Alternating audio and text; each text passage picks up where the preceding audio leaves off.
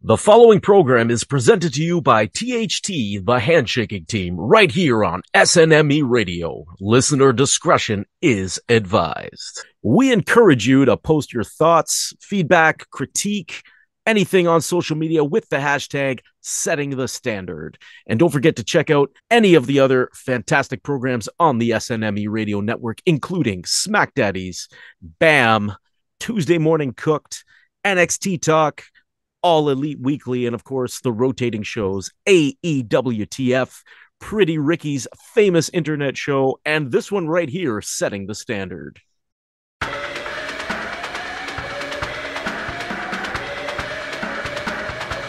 show you a standard you haven't seen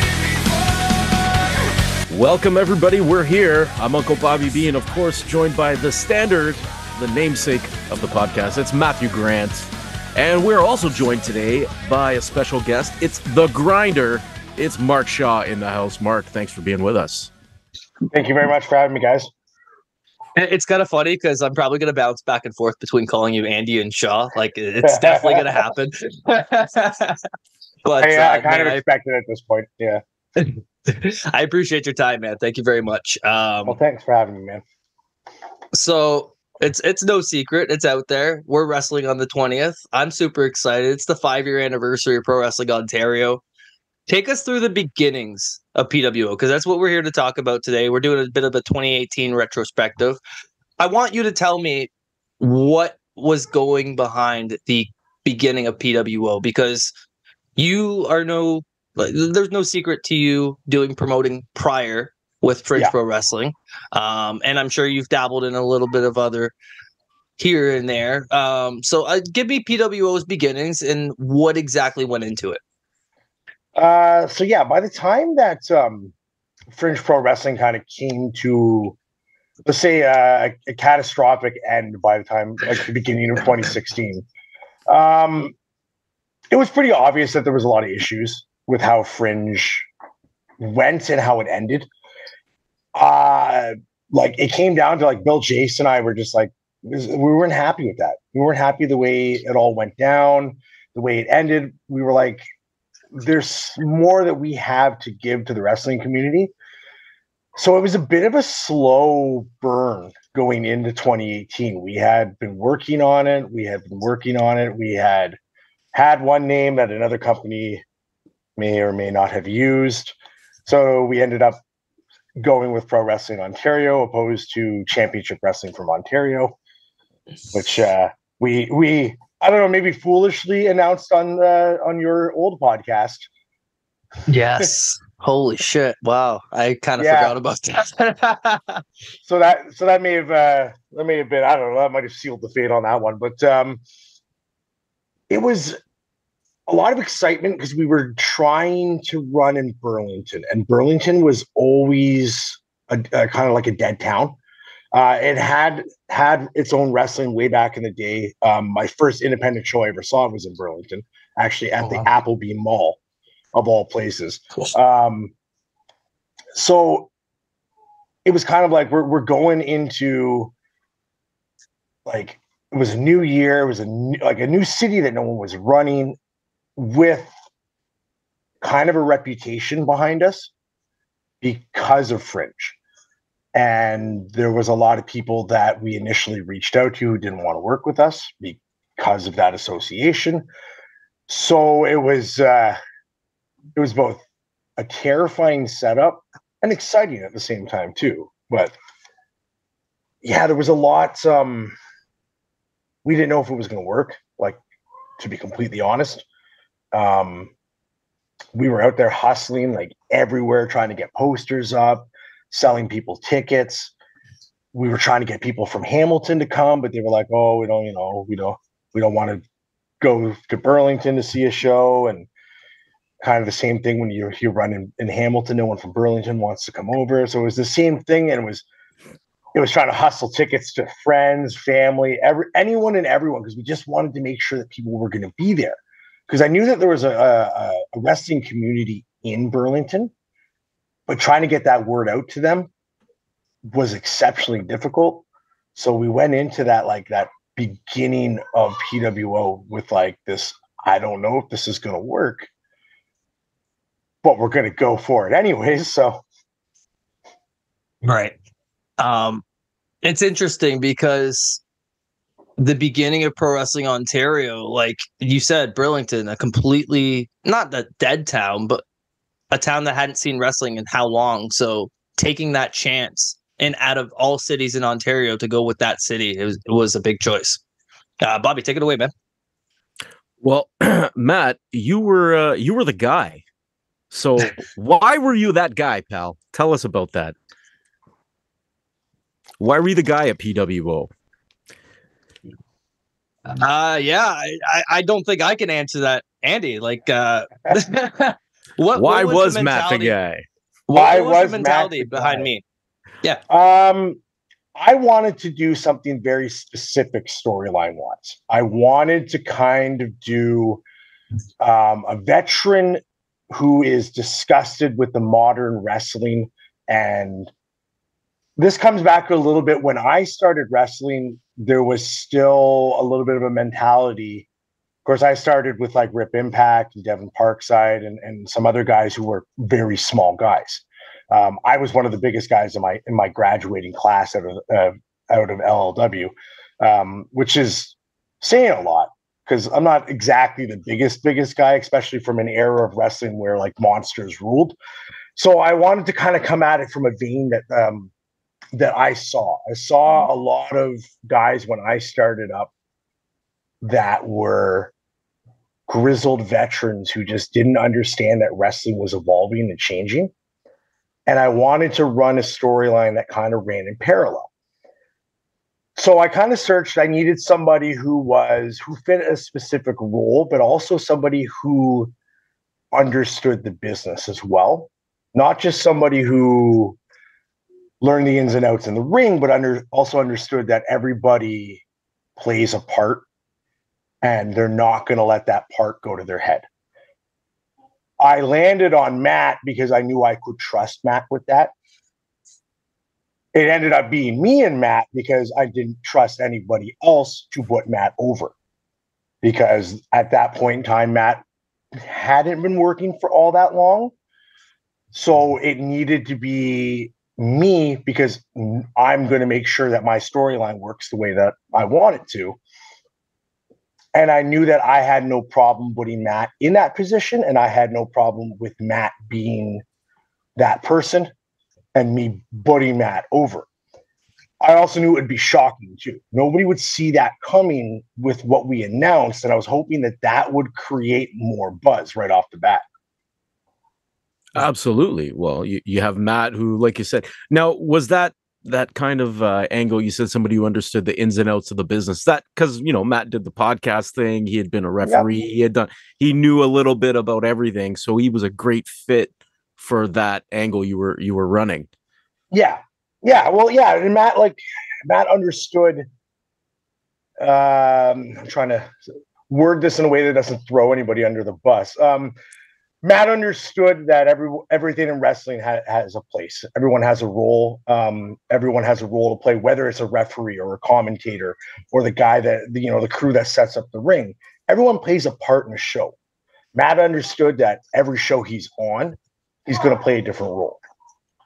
Matt knew that when I got him for this specific role, that it was going to be a bit more of a challenge for him, but he never let it go to his head. He definitely had a lot of pride when he took that role on, but he didn't, he wasn't walking around thinking that all of a sudden he was, king of the world. No, that didn't come until much later. Much later, but he earned that. He earned that later. But at that point in time, I knew I had that trust in Matt that he was going to play that part and hold himself with a certain amount of esteem. Because it was a new company. It was like a lot of people told me it was a really risky thing to do. And I had God knows how many established guys in the Ontario scene be like, why Matt? Why Matt? I'm like, just shut up. It's going to work. Just give it a couple years. By the end of it, you won't question why Matt. And I kind of banked on Matt. And I think, now, looking back, we look at like 5 years later, I think I was right about that. And I feel confident that that decision I made 5 years ago was the right decision. It's funny because like coming into that, I had just finished being the Youngblood champion. And for those who don't know, the Youngblood championship was literally a championship that was for new people. So Yeah. it was one of those things where I maybe had, let's call it 20 matches under my belt, if we're being generous. So the fact that you were willing to give me that opportunity to give me the ball, I wrestled 3 matches in one fucking night on the first show. Like, Yeah. and speaking sure of, did. like the Iron Cup tournament format, it's a very unique format that I don't really think we see too often. What was the mind process coming up with that? I had semi-lifted the idea from one of the best of the best tournaments. They ran a very similar thing. I don't know if it was. I think they did a triple threat and not a 4-way. But I wanted a tournament that was going to stand out instantly. Because it's already a one-night tournament, and when you do a one-night tournament, that already kind of like sets you up to a certain standard. But Alpha One had been doing one. There have been other companies that had done one-night tournaments, so we needed something to be just a little bit different to set us apart, but also something that was actually kind of challenging. Because you go from wrestling a fatal 4-way that technically has no rules, then you cross over and you face someone that you didn't face in the 4-way. And then you finally get to, if you make it to the finals, you wrestle for the 3rd time, you're battered, you're beaten.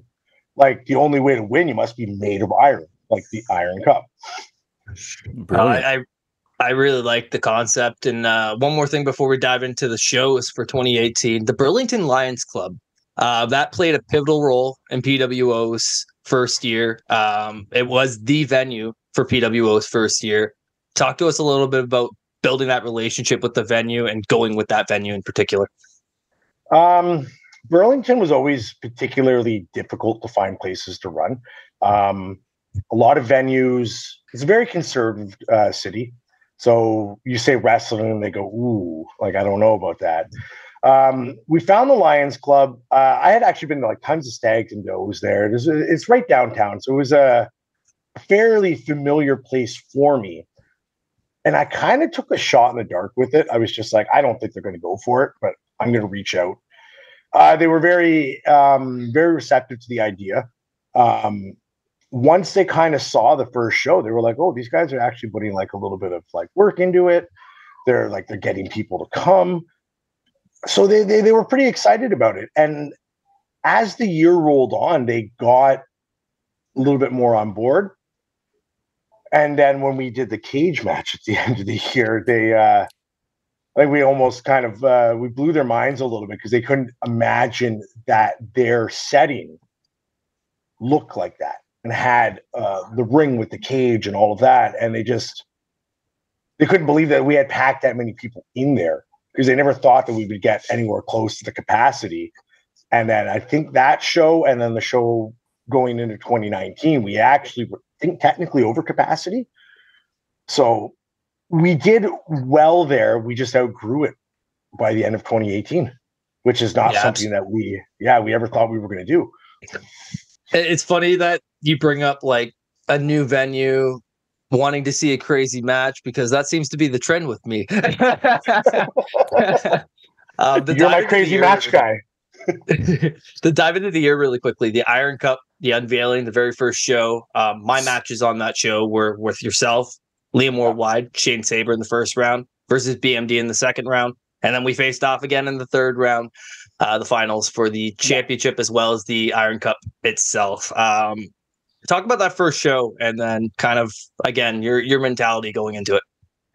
That first show was very much a for myself to pull up the bootstraps and do the work kind of show. Because like on top of running the locker room and at that point kind of running the entire show, because Travis was very new. That was Travis's like third show ever being like involved in the industry. Nobody knew that he was part of the management team at that point. Bill is only did so much. Bill was also, I think, doing ring announcing at that point in time too. Yeah. So Bill was actually, out there the entire time. So I had to put, 3 matches together, run the show.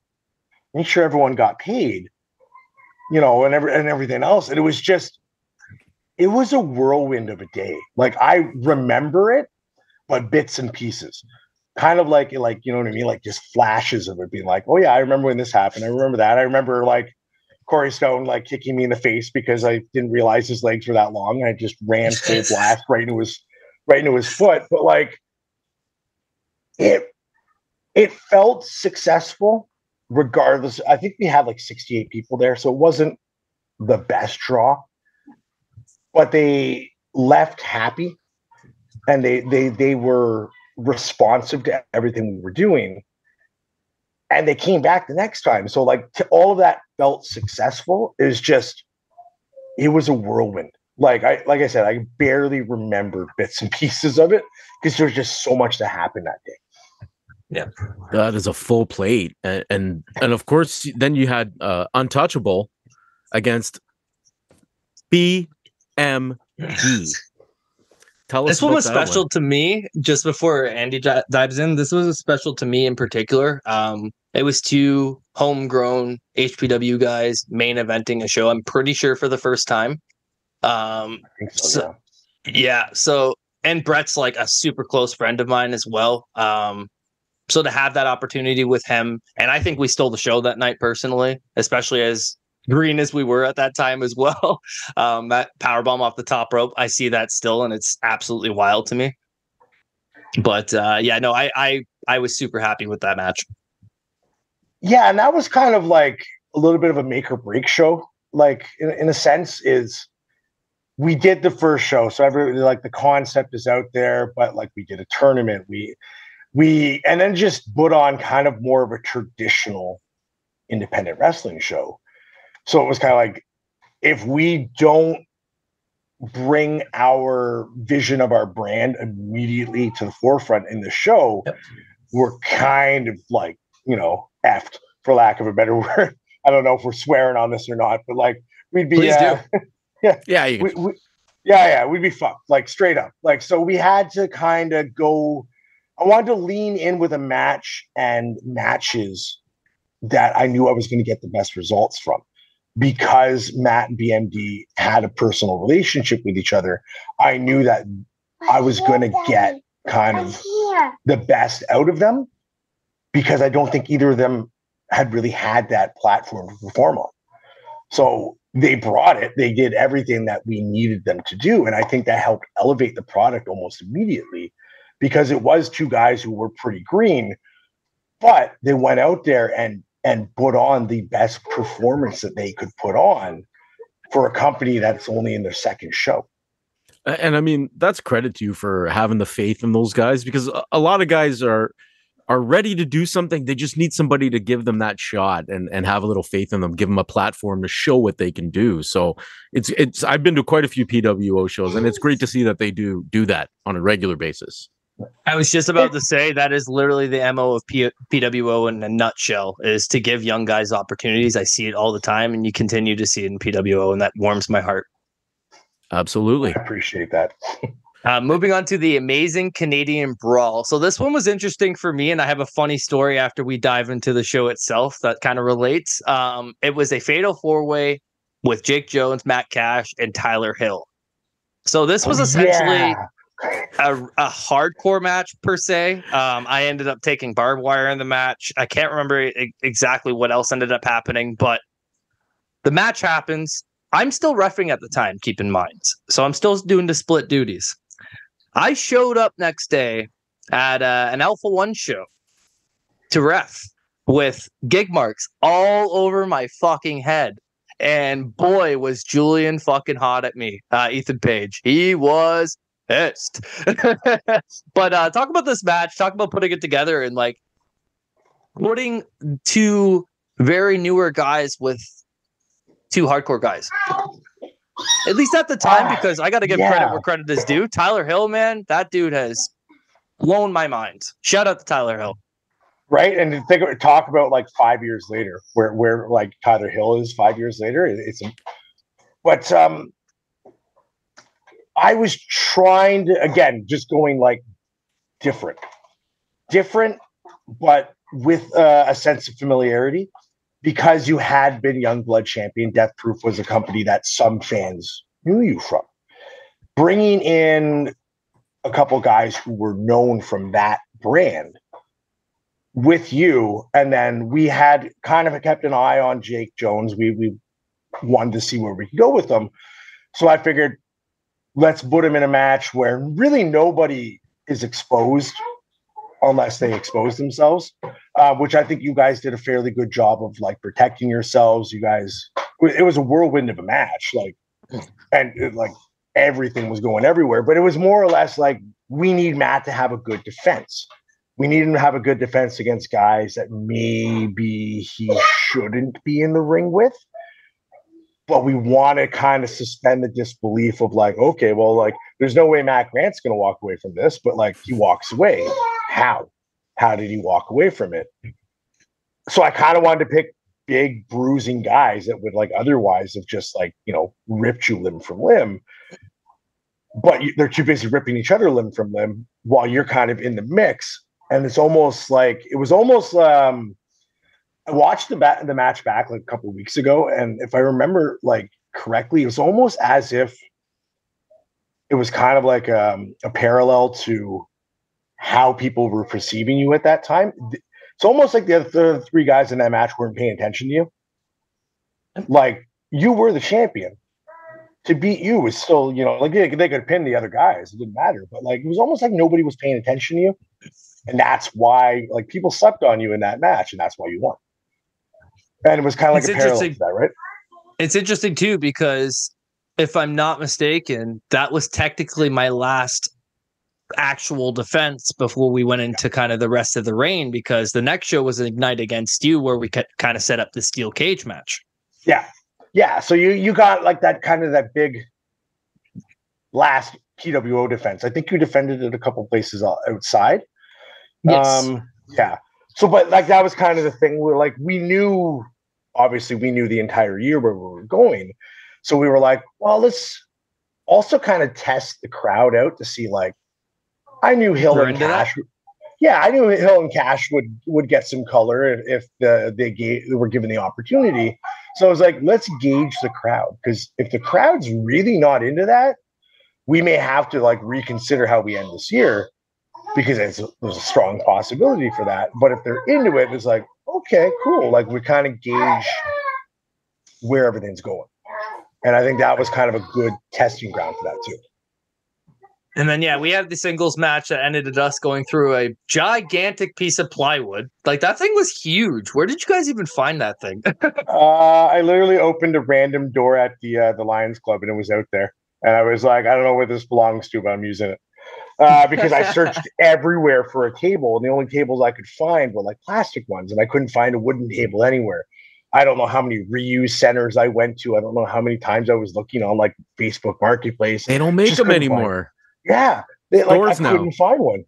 So I didn't think of doors. In all honesty, I didn't think doors. So I was like, I literally opened a door at the Lions Club, saw this giant piece of like wood. I was like, yeah, bring that inside. We're using that. So yeah, that's where the door came, or the wood came from. It's hilarious. So we had a draw that led to Locked in the Lions Club, the final show of 2018. Me and you, steel cage match. It was a big one for many reasons. Obviously, the steel cage match, we packed the place, but for me in particular, it was bringing Empire to Pro Wrestling Ontario. Yep. It was also, if I remember correctly, we didn't even know if you and I had discussed doing the double turn. We were like, we don't know, because I remember at the show prior, you were like, I think the crowd's starting to turn on me. And I'm like, I think the crowd's starting to support me. I was like, we might do a double turn, but I don't know if that'll work.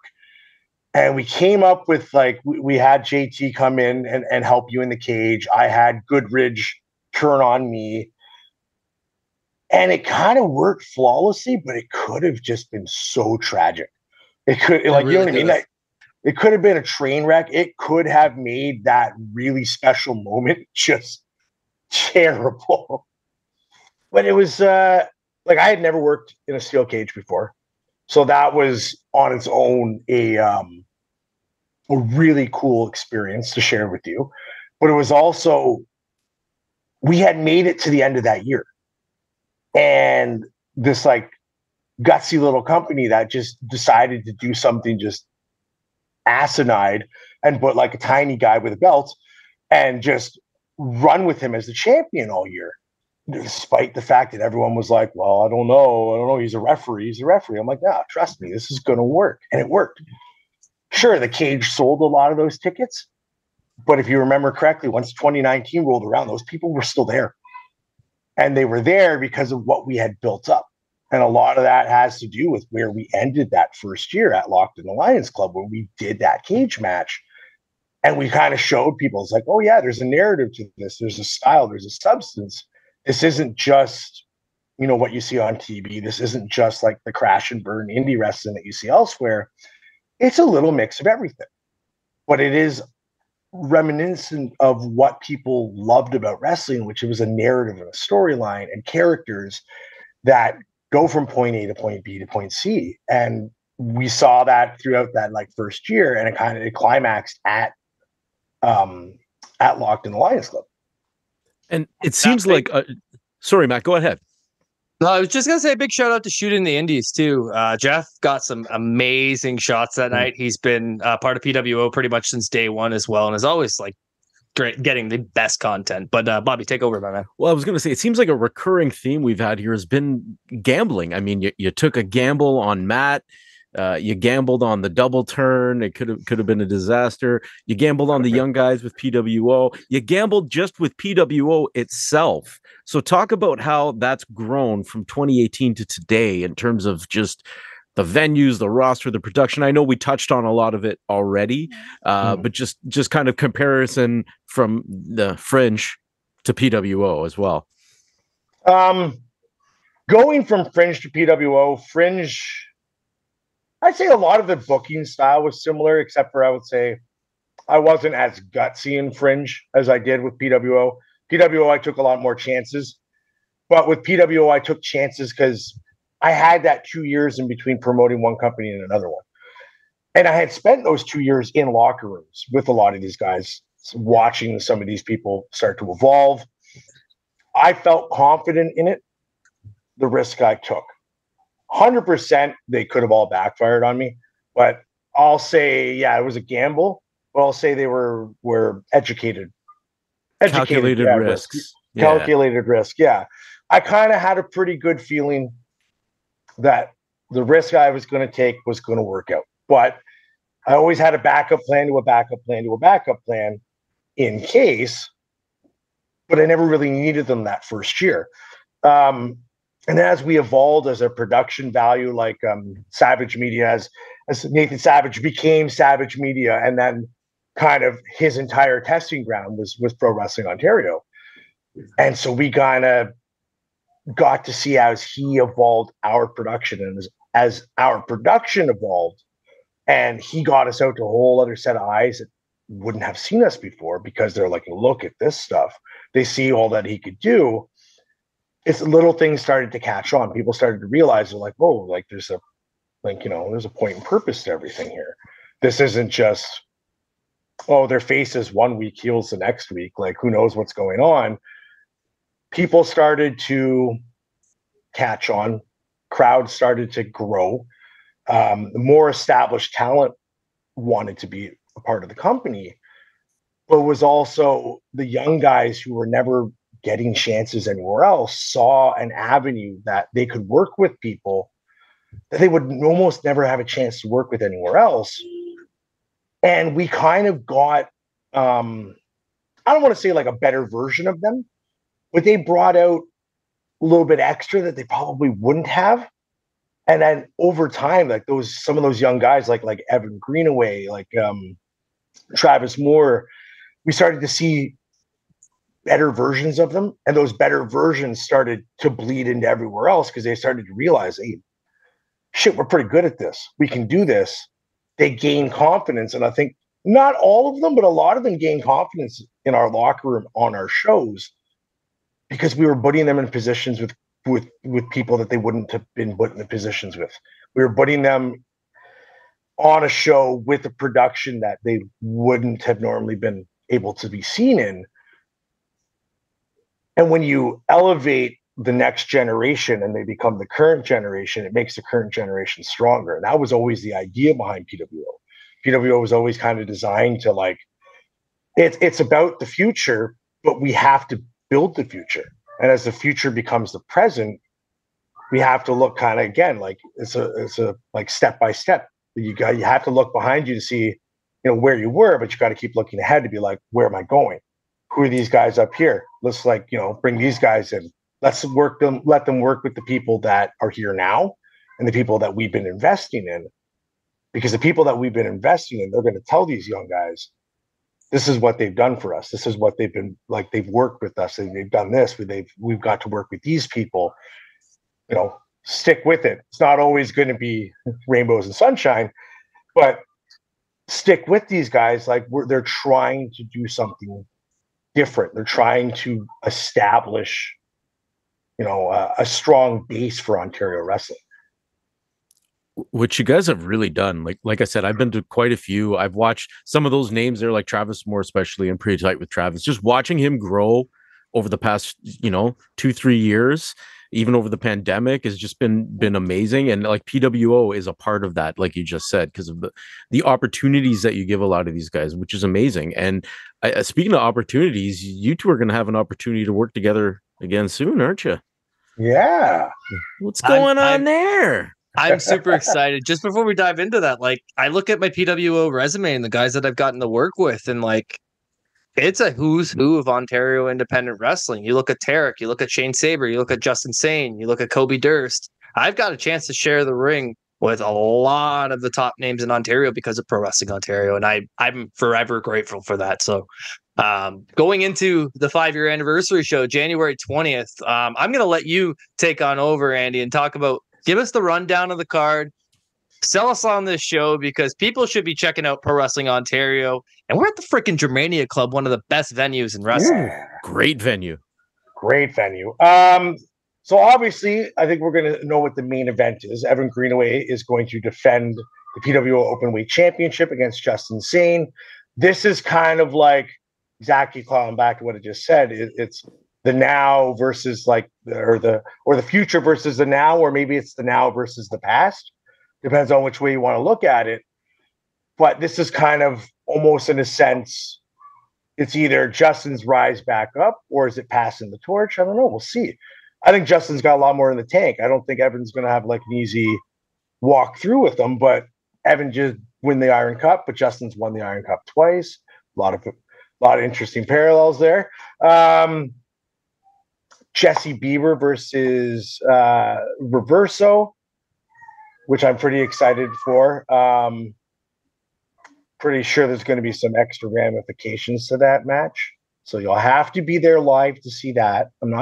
Can't give you too much information yet. The new CEO hasn't given me the okay to release that information yet. Vanna Black is going to take on Crystal Moon. Pretty excited about that one. We don't often have women's matches, but we've been getting a lot of requests to have more women's matches. So go with the what was the moniker she used for herself? Is she the queen of PWO now? First lady. First lady, that's what it is. The first lady of PWO takes on a newcomer, Vanna Black. So that's that's going to be a pretty fun match. You and I, obviously, that's going to be a retrospective. But at the same point in time, we're two very different people. Almost 5 years ago. Very different. We'll see. We literally haven't touched in a singles match since that steel cage match, which is crazy. Yeah, that's right. It's Wow. true. We've crossed paths once or twice, but it's never a singles match. It's always been a tag or something else, or sometimes you teaming with me or I'm teaming with you, or that never works out very well for either of us. Disgraceland's going to be on the show as well. The PWO Trios champions will be on the show. Tarek, Kyle Boone, and Johnny DeLuca. I got to call that title change. There you go. Yeah. That's right. Let's not bring that that was up. at the That was at the Worlds Collide. show with It didn't go very well for you, man. Yeah. Let's not pour salt in the wound here. Let's continue.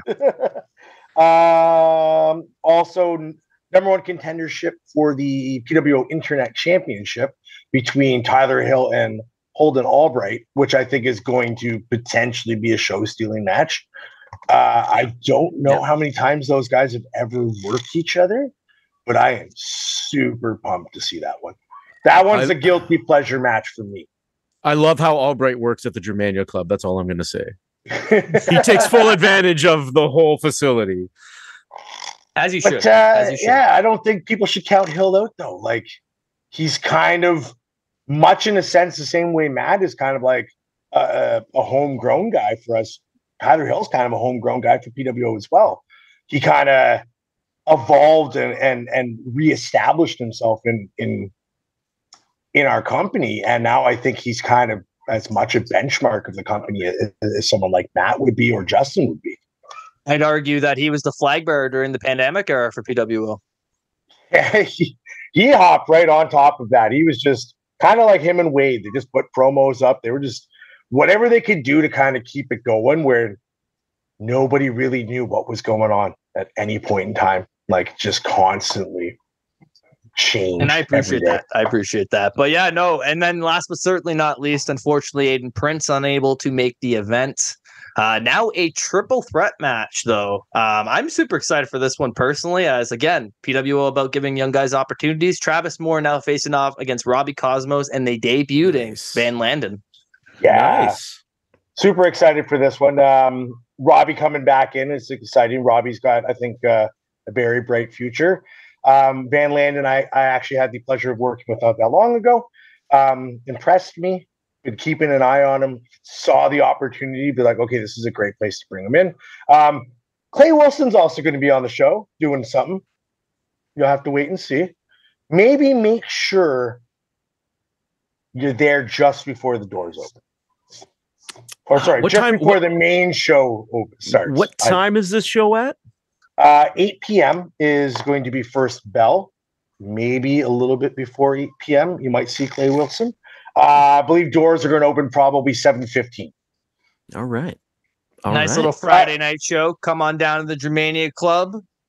Yep. Actually falls on the anniversary of the very first event. Hence the reason we're running a Friday and we never run Fridays. So that's also a different thing. Friday is it's a gamble. It's a bit of a gamble, but apparently that's what I like to do. So, well, your gambles are paying off, so keep throwing the chips down, man. Andy, thank you so much for taking the time out today to chat about Pro Wrestling Ontario. I'm sure this isn't going to be the last time we get you on this podcast, but if there's anything that you would like to plug here, take the time to get it out there and plug your socials. All that. You can find me on Twitter and Instagram at Grinder Mark Shaw.